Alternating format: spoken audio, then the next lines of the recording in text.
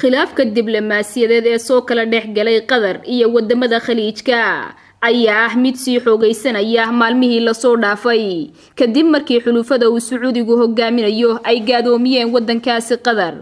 taasina waxay sabab u noqotay in wadamada gobolku ay la kala saftaan labada dhinac ee xulufada Sacuudiga iyo wadanka Qatar. dawladda Sacuudiga ayaa waray soo saartay waxay ku sheegtay in dadka u dhashay wadankaasi Qatar aanay sanadkani gudan doonin waajibaadka xashka.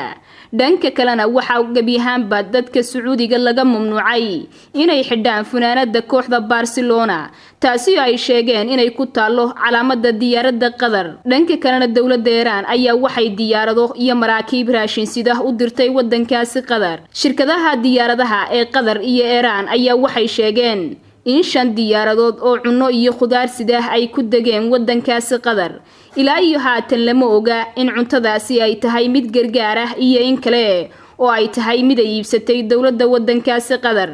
Saudi Arabia isu tagay Imaaraadka Carabta iyo dalal kale oo Somaliland ay ka mid tahay oo ku yaala gobolka ayaa xiriirka dhulka, badda iyo hawada ah u jaray wadankaasi Qatar, waxaanay taasi abuurtay cabsi ah in dadka Qatar ay soo food saarto cunto yari. madaxweynaha wadankaasi Turkiga Rajab Tayyip Erdogan ayaa ku baaqay in la xaliyo khilaafka siyaasadeed ee u dhaxeeya Qatar iyo qaar kamid ah wadamada Khaliijka Carabta ka hor intaanay dhamaanin bishani barakeysan ee Ramadaan. madaxweyne Erdogan ayaa magaalada Ankara kula kulmay wasiirka arrimaha dibadda ee wadankaasi Bahrain Sheikh Khalid ibn Ahmed, isagoo uu sheegay inay muhiim tahay in la xaliyo xiisadan siyaasadeed. wasiirka arrimaha dibadda ee wadankaasi Turkiga ayaa waxa uu sheegay in Turkigu uu sii wadayo dadaalada lagu xalinayo khilaafka diblomaasiyadeed ee soo kala dhexgalay wadamada Khaliijka Carabta. dawladda Qatar ayaa waxay sheegtay in dacwad caalami ah ay ka gudbin doonto